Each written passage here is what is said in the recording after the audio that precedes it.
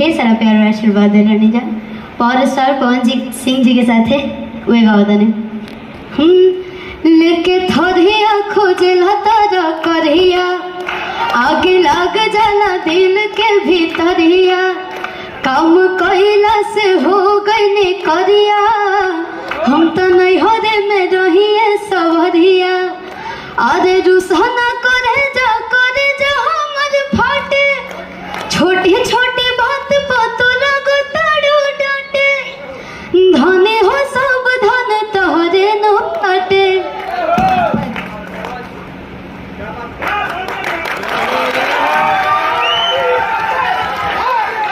महादेव की नगरी में शिवानी आप आई हैं और हम सब यहाँ पे आपके लिए महादेव से ही प्रार्थना करेंगे कि आप दिन दुना रात चौगुना और तरक्की कीजिए और तरक्की कीजिए।